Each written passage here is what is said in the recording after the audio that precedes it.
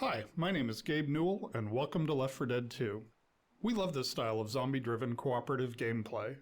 Tom Leonard and the rest of the Left 4 Dead 2 team had a great time building on the design and game mechanics of the original, and we hope you have as much fun playing the game as we did making it.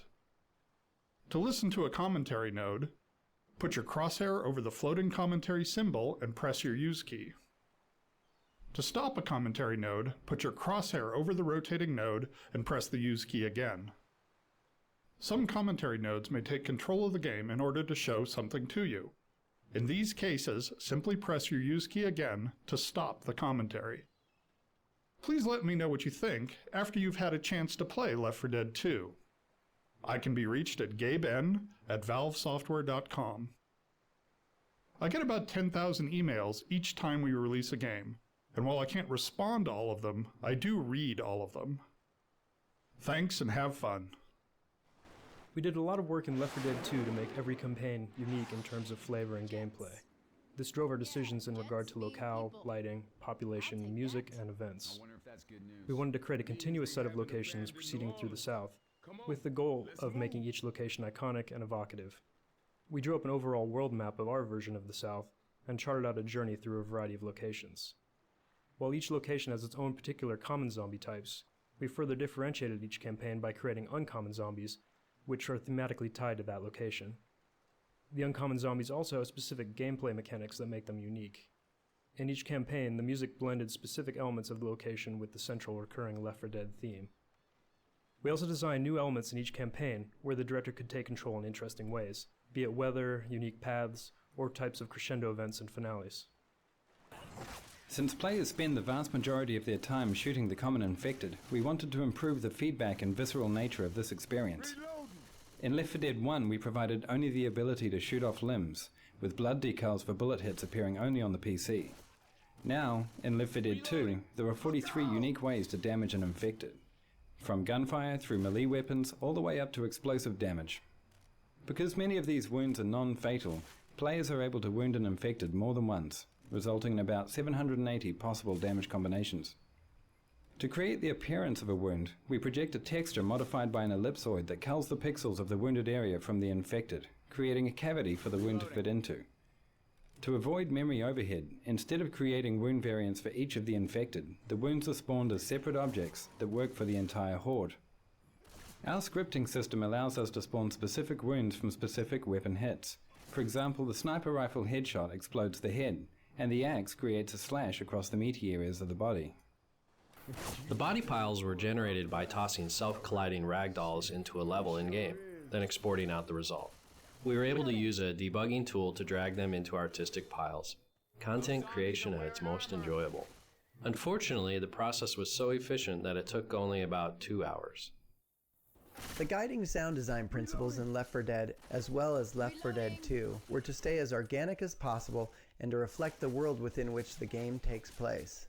For example, the monsters are all former human beings grotesquely transformed.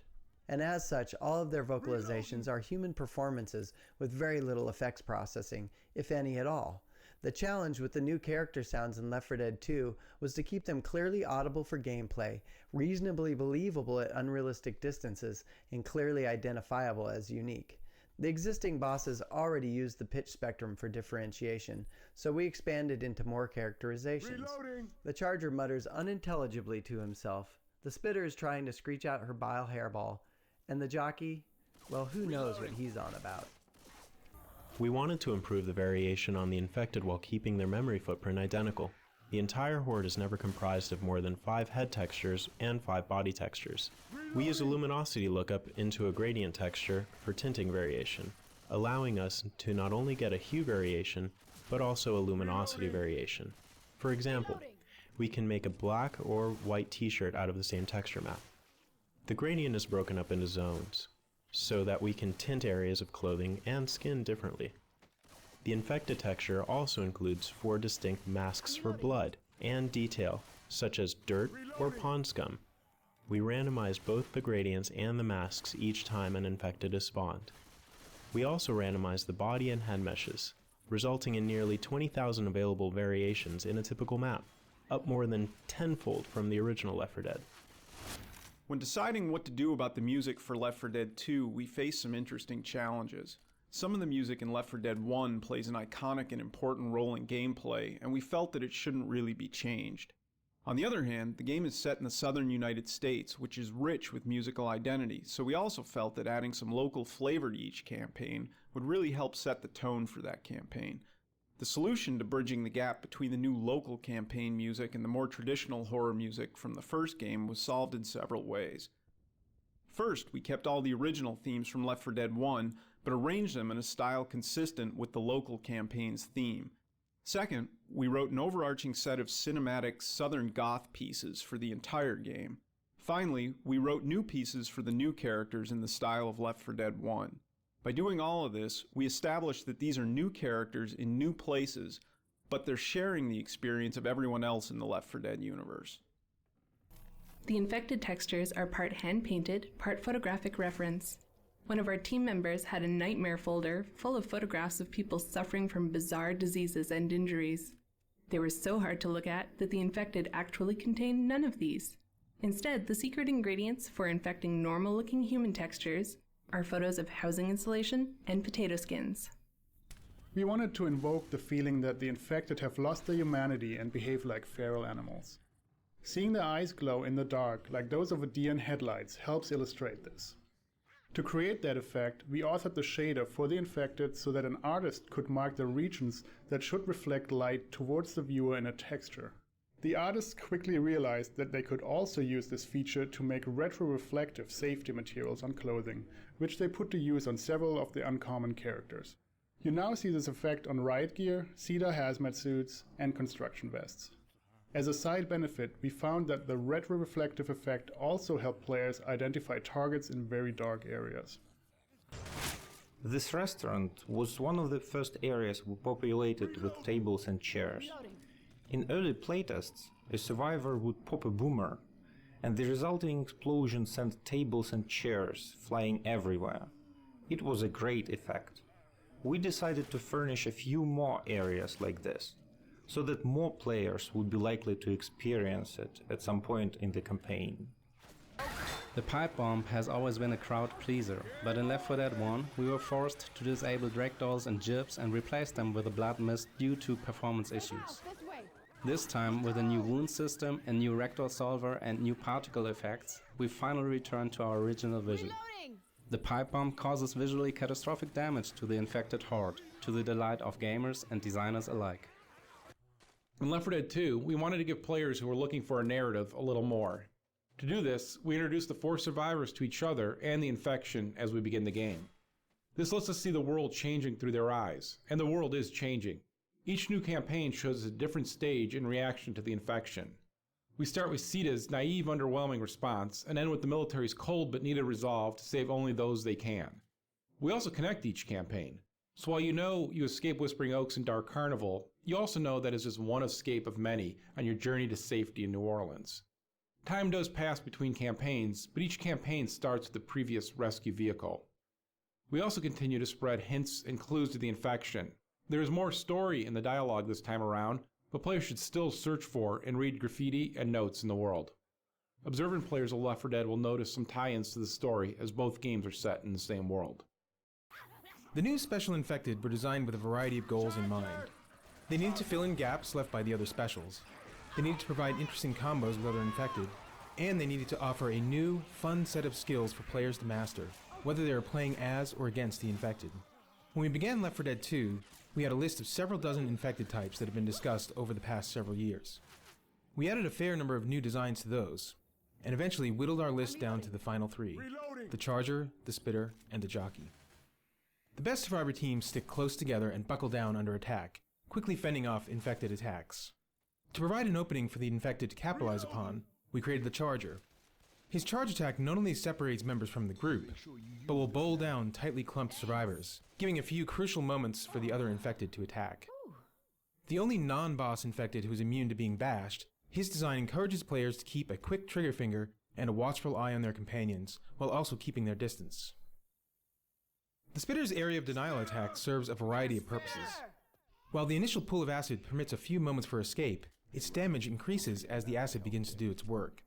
Lingering in or passing through the pool of acid is a dangerous proposition, and it can quickly force a group of survivors out of a tight spot, or drive a wedge between members of a group. The jockey is the one special that retains control after he's begun his incapacitating attack. He's also the only special that allows a survivor to maintain enough control to fight back. A well-played jockey has many ways of driving a survivor to a deadly end, either at the hands of other infected, or through the environment itself. Just getting a survivor far enough out of the group for another special to prey upon is often the jockey's greatest strength. All of these special types provide unique opportunities for combined attacks alongside the classic Hunter, Smoker, and Boomer. The park started out having several paths that were dynamically changed for added replayability. However, playtesters found the paths confusing. When we removed the dynamic objects that forced survivors to go in certain directions, we found that having all paths open led to a better experience. Players still spend a lot of time in the park, but they could choose to go different ways every time they played the level. With the added variety of weapons in Left 4 Dead 2, we wanted to encourage players to scavenge weapons and switch between them frequently. We found that placing ammo piles scattered through the level fought against this goal, as players tended to find one gun they liked and then never switch, as long as they had practically endless ammo. We experimented with removing ammo piles from most of the environments, so that the only way to get more ammo was to find a new gun, and we immediately saw players switching weapon types more frequently. We also experimented with giving players deployable ammo packs, similar to the upgrade packs such as the incendiary and explosive ammo that are in the game today. Carrying an ammo pack was perceived as being less valuable than carrying a health kit though, and many players bypassed the item, counting on finding another gun along the way. We found it was important, however, to continue to place ammo piles in the finale areas, to give players a home base to fight from in the longer set-piece battles. The animators experimented quite a bit with the movement styles of the new special infected in order to help them contrast with the existing specials. Some early passes at the spitter featured awkward, bouncy, bird-like movements with knock knees and pigeon toes. She certainly looked different, but it was a little too humorous and didn't project enough of a feeling of strength and danger. So she ended up with much more aggressive posing and actions. We tried a few animal-inspired runs for the jockey, including sideways leaping hops like a lemur and a four-legged hyena-like gallop. These fit with his maniacal laughter, but again, needed to be more aggressive. Such movements also would have caused problems maneuvering the character and reading its intentions in-game, especially in versus mode. They also seemed too much of a mutation from the character's original human state when considering the amount of time from the start of his infection. The jockey's final movement pass has him on two legs with just the right touch of animal inspiration, a menacing, predatory hunch, and hands bent rather like a praying mantis, ready to give survivors a big, deadly hug. In Left 4 Dead 1, long narrow hallways usually meant relative safety for survivors. One player could cover the front, and another could cover the rear, while players in the middle healed. With the addition of the Charger, however, the long and narrow hallways in Left 4 Dead 2 turn out to be extremely dangerous. The two overpasses in this area continue throughout the rest of the campaign, and eventually meet up with the bridge that the survivors must cross to escape. When we initially designed the campaign, we planned for these overpasses to guide players to their eventual goal. The alarm scenario at the bus station was the first Left 4 Dead 2 crescendo event to feature the Gauntlet mode, where players must navigate along a path to deactivate the zombie rush. This proved to be a successful approach to countering the camping strategy of finding an optimal corner and holding out. Left 4 Dead 1 had a good, fictionally justifiable cast of guns, the M16 being a standard police and military weapon, for example. In Left 4 Dead 2, we had the opportunity to do something a bit less generic and use some more interesting guns, while still being aware that we had to justify their place in the game. The Desert Rifle, for example, is used to suggest that the military had rerouted guns meant for the Middle East back to deal with the domestic crisis, hence the desert camouflage scheme on the gun. The ever-popular AK-47, which is actually part AK-74, is so plentiful that it's easy to justify its appearance almost anywhere, whereas the silenced SMG is more of an underground, criminal-looking weapon, so it's interesting to think how this has found its way into the survivors' hands. The hunting rifle from Left 4 Dead 1 is back, and we've added a military sniper rifle which is double the clip size and is more of a scoped semi-automatic assault rifle. rather than the classic bolt-action sniper rifle, which would be ineffective against the Horde. Left 4 Dead 2 also features a variety of pistols, including a custom civilian handgun, a standard issue police sidearm, and a large caliber magnum. Because Left 4 Dead 1 took place entirely during the night, it was fairly straightforward to light the path we wanted players to take. For campaigns that take place during the day, we had to find other tools to help the player along. The most valuable tools were visible landmarks such as gas station signs, overpasses, the bridge, and smoke from wrecked aircraft. As with our efforts to replace the first aid kit, replacing the pain pills item was a challenge. Initial versions of Adrenaline allowed players to run faster and perform certain actions faster, such as reviving other players. But the pills already give 50 temporary health points, which is enough health for injured players to run at full speed again, so the Adrenaline needed something extra. We expanded the actions that could be affected by Adrenaline, shortening the time it takes to use health kits, defibrillators, and upgrade packs. We sped up the player beyond their normal maximum speed and made them resistant to being slowed down by hits from the infected. Although it doesn't give as much health as the pain pills, we found many interesting strategies began to emerge from the well-timed use of Adrenaline. As we added more special infected characters to Left 4 Dead 2, we faced a challenge in designing unique sounds for them that players could easily recognize and distinguish from the other specials and from the common infected. In Left 4 Dead, the 4 male specials each had both a distinct tonal range and a character attribute to keep them unique. For instance, the Boomer's vocalizations were kind of a slow, deep, bassy, gastric horror.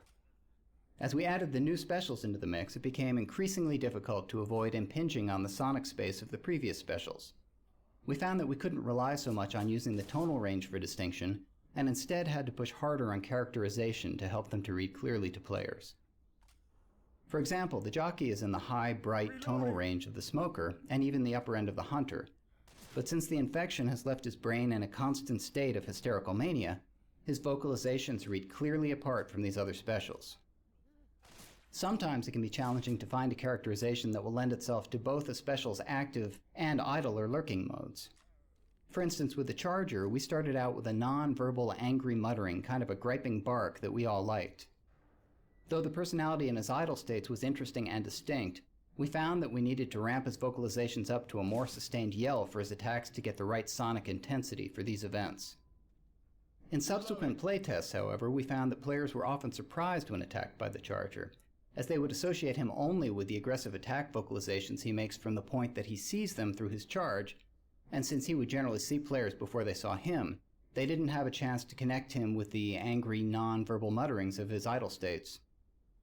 So we ended up recording new vocalizations for these states, mixing in elements of his more strident calls and yells amid the gripes and barks of his idle states, so that players could more readily make the leap to recognizing a lurking Charger in the vicinity. The Source Engine's animation system is a powerful tool that lets us create animations procedurally instead of authoring each of them individually by hand. There are various reasons for doing this, which become clear when we consider the challenge of animating the jockey riding a survivor. From the start of the jockey's design, we wanted the survivor to be able to fight back to some degree. With that in mind, we decided it would be vital for the survivor to know the jockey's intent, regardless of how successful he was at acting on it. So even though you may be stuck against the table going nowhere with a jockey on your back, we want you to understand that the jockey is really trying to get you out that door at the end of the room, and around a corner where your friends can't help you. To accomplish this, we implemented a system of animation layers for the survivor that would work in conjunction with the jockey. These layers are attached to different controls that the code interacts with, called pose parameters. The first layer consists of the survivor's upper body from the waist up, which allows the survivor's reactions to work in sync with the jockey's motion. The second layer is the survivor's locomotion, constrained to the lower half of his body from the waist down.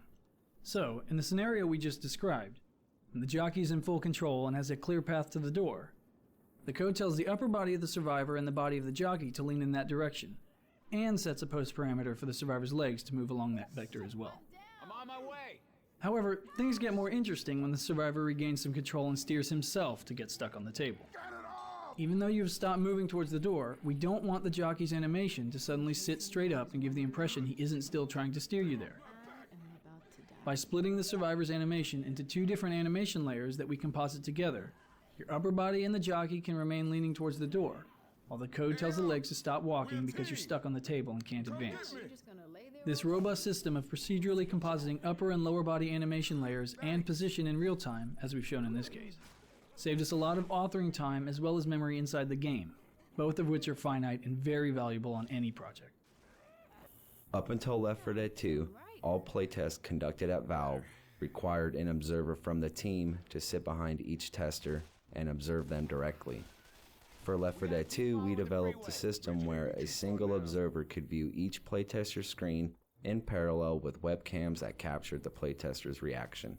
We recorded every playtest so we could go back and reference specific moments at will.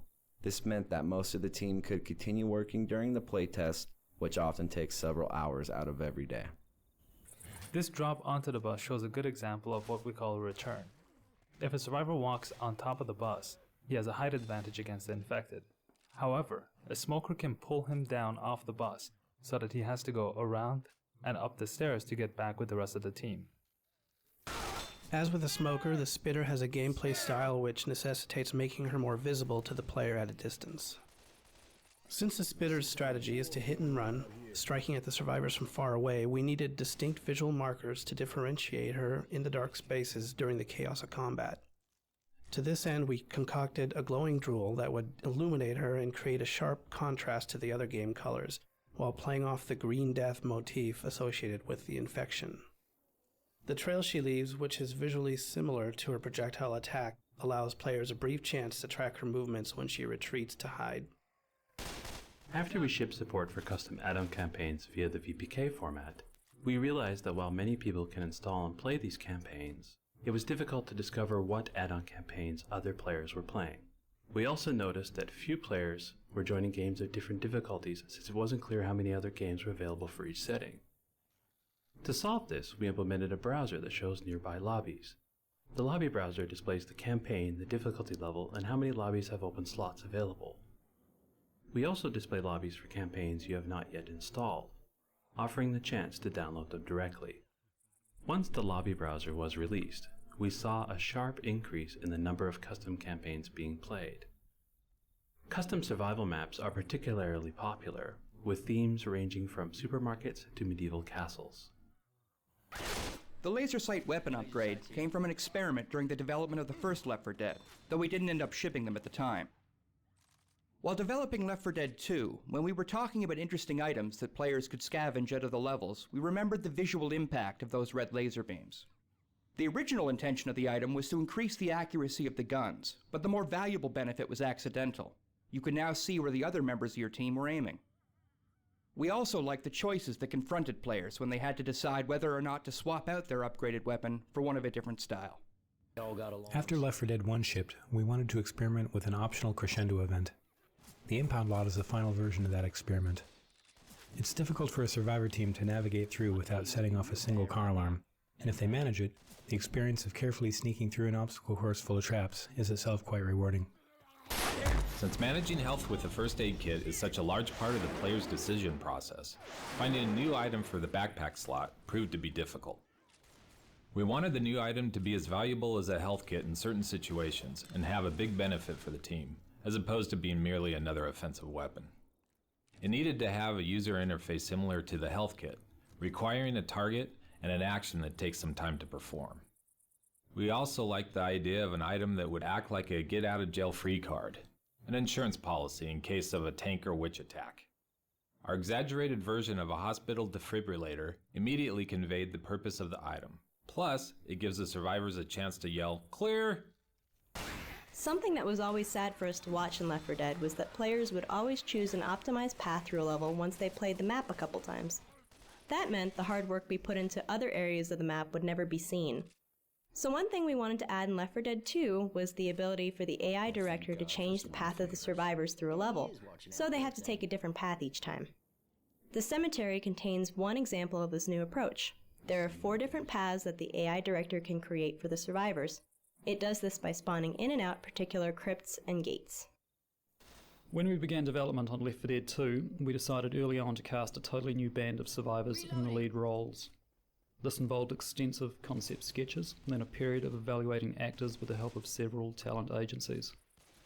Once the actors were cast, we brought them in for a full costume photo shoot and conducted 3D scanning of their facial features. This reference was then used by our artists to create high-detail digital sculpts which formed the basis of our in-game characters. The goal from the beginning was to provide the player with a lineup of believable survivors, real people juxtaposed against extraordinary situations. The writers originally devised a biography for a convict character. There was an idea that here in the lawless world of the infected, this escaped convict, sick of wearing prison clothes, had taken the effort to loot a very expensive white suit from an abandoned clothing store. He might as well survive the apocalypse in style. This concept gradually evolved into the riverboat gambler. This balcony was designed as a fish in a barrel moment, where the survivors can come out to the street and pick off a bunch of the wandering infected without being in much danger. We felt it was a good introduction to our interpretation of Bourbon Street, giving a nice atmospheric vista without too much immediate threat. Level designers in Left 4 Dead 1 placed individual items, such as pipe bombs, Molotovs, and pills, all over the levels. The AI director had the ability to pick which instance of each item to spawn. This meant that pills would never spawn in the same place as a pipe bomb or Molotov. In Left 4 Dead 2, we decided that we wanted more variety in item spawning, so we now simply place an entity called a weapon item spawn. The AI director not only chooses whether or not an item will spawn in a given location, it also chooses what type of item will appear. We deliberately sought to design iconic French Quarter locales that would be fun to fight in. This jazz club gave us a nice large interior space that offered a break from exterior streets and alleys. One of the challenges with melee weapons is getting them to feel right and look decent. In order to get the fire axe to look right when playing the game, it had to cross the screen within 3 or 4 frames. To enhance visibility, we swapped between the normal axe and a smeared version, along with a particle effect to cheat a motion blur. The smeared axe hits at the correct time, but allows your eyes to follow the action. Because sound is such a crucial gameplay element in Left 4 Dead, the designers needed temporary sounds to test out ideas for the new boss infected. Sometimes we were able to pull temp sounds from unused performances in our library, but in Left 4 Dead 2, the sound designers did their own temp performances. The goal with these is to be just functional enough to test the new character's viability. As such, some of the temp voices for the characters were quite funny. While inappropriate for the actual game, some of the sounds were highly popular within the team, and it was common to hear animators up and down the halls mimicking the early Charger test calls. Left 4 Dead 2's level designers started out by experimenting with variants on the proven designs of Left 4 Dead 1.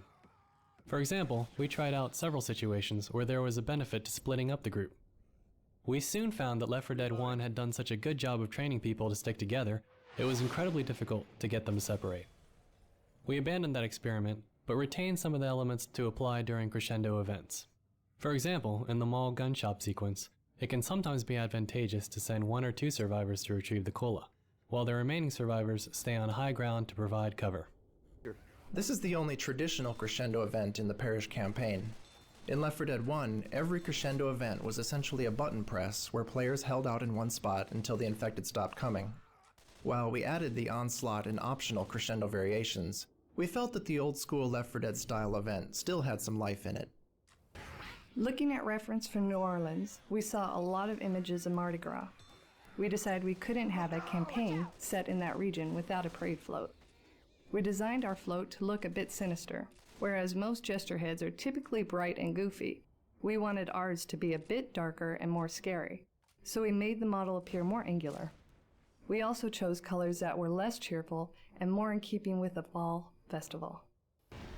Valve has a history of supporting community developers and helping to promote their creations. And with the Left 4 Dead games, we've taken the opportunity to make the great content our community produces even more accessible with our new add-on system.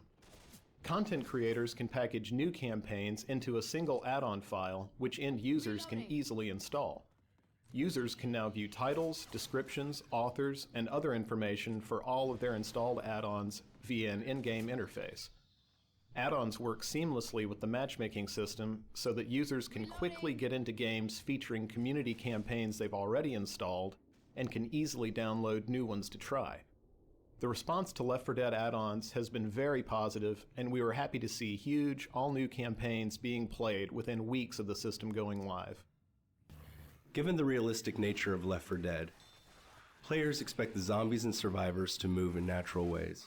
However, animating that kind of motion by hand is very difficult and time-consuming, and anyone can tell when it's not quite right. Since we don't want every zombie to move the same way, a large number of motions are required to provide enough variety. All of these constraints drove us to use motion capture. The process of motion capture really begins with the character designs. Once we've decided how we want the survivors and zombies to look and behave, we audition actors just as we would any other performance piece. For instance, a 265-pound high school coach moves very differently from a 115-pound TV producer. Using one actor for both roles would be a mistake. So we look for people who fit the body type and who can bring out the character's personality in their motion. On the other hand, in the case of the zombies, we consider them more like feral animals. So we'll use only one actor for all of them, regardless of gender. We then provide the studio with a digital character, a list of the moves we would like to do, and the props we'll need. Once actors are chosen, we head to the studio and spend a day with them recording the motions we need for the game. It's a very physically demanding day, and in order not to exhaust the actor early in the session, we oscillate the captures between high and low intensity actions. Just try crouch walking 40 feet as our survivors do, and you'll feel the burn. But that's just one of hundreds of motions we record for each character. During the session, we can watch the actor's motion applied in real time to our character model and work with them to get the look we want. In some cases, we do multiple takes to let the actor provide us with different perspectives or to add some variety. We also record the actor on video during the motion capture to use for extra reference. With the motions recorded, the studio processes the data, and then it is up to us to extract the motions we want to keep. For some motions, we need to create loops. For example, to create a run cycle, we may only use half a second from the 3 seconds of running we recorded at the session.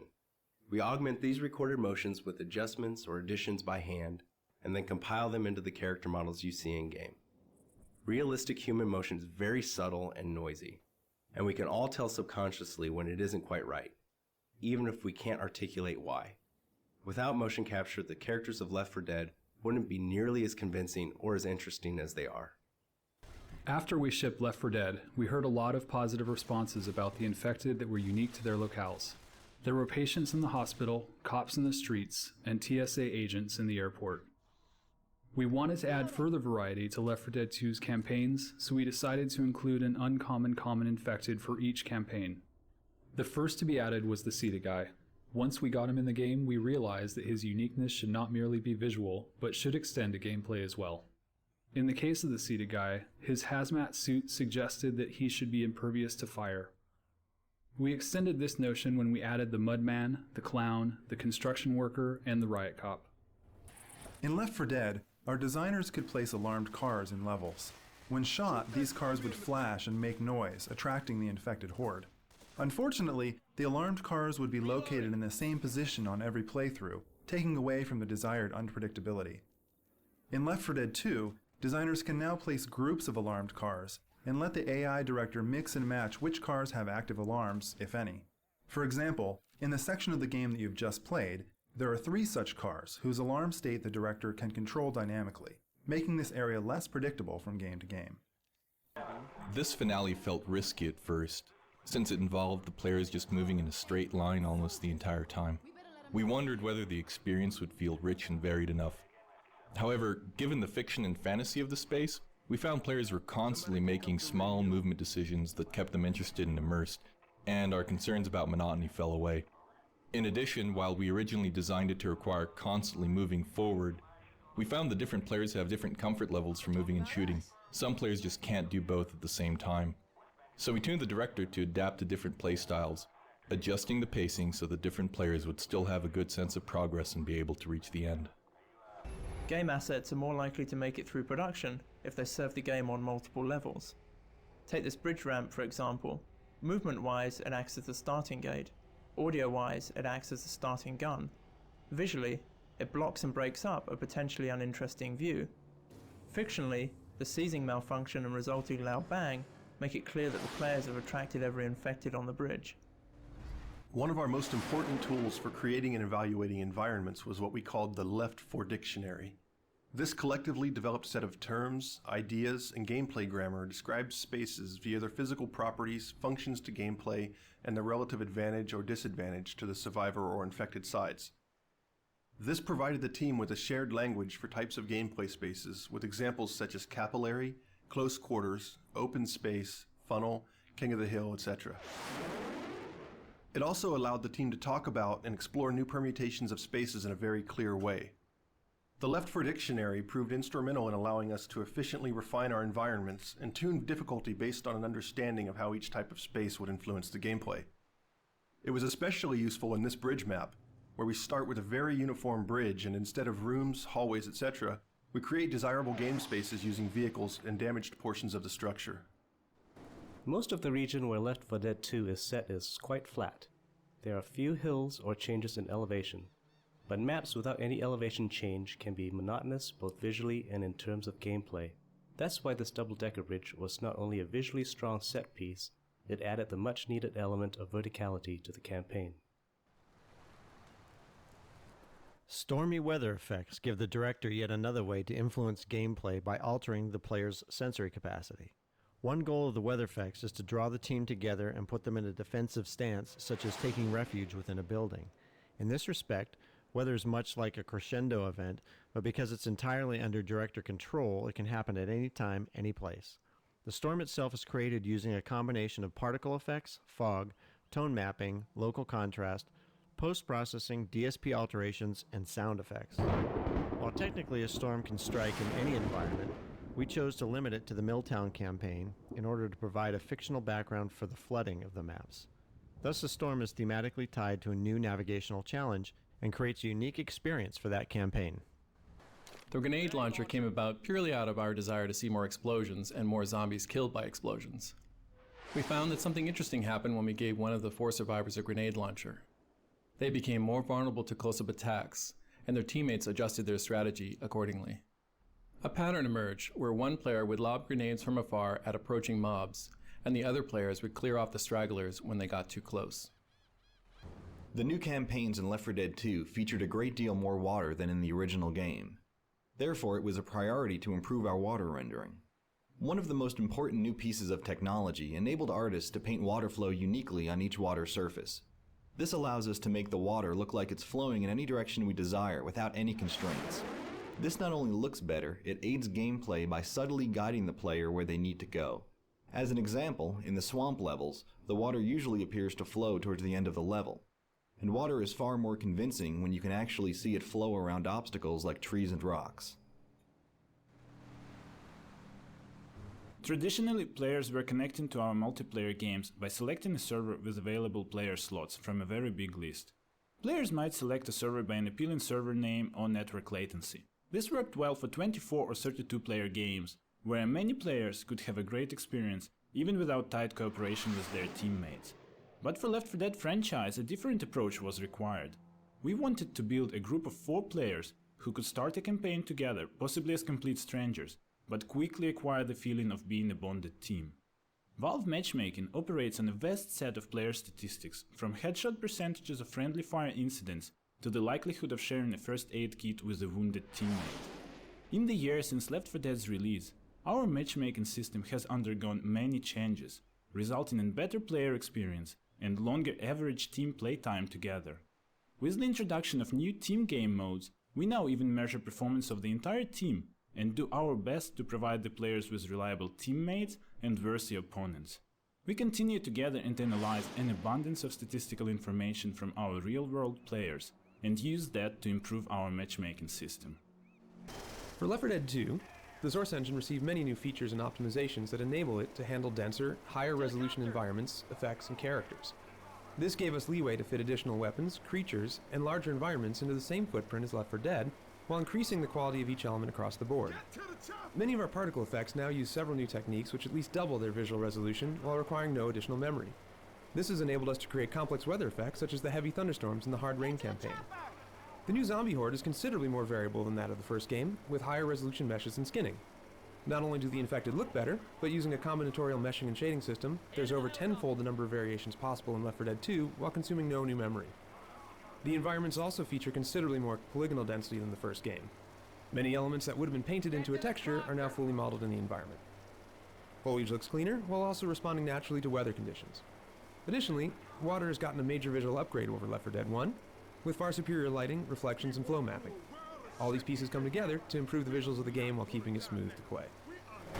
The Source engine uses two different methods for modeling world environments, a volume-based system for general forms and a polygon-based system for details. Each has its own advantages and disadvantages, and they must be integrated together to create a game map. One of the challenges associated with this setup is that the two systems have mostly separate authoring pipelines, and it's easy to make a change in one and break a tightly integrated set. As part of making the modular kit of parts that was used to create this bridge, we developed a new hybrid workflow that allows content authors to create and iteratively edit both types of world geometry simultaneously in a single tool. The resulting modules are pre-optimized Lego blocks that can be fitted together, allowing the level designer to focus more on gameplay and less on modeling.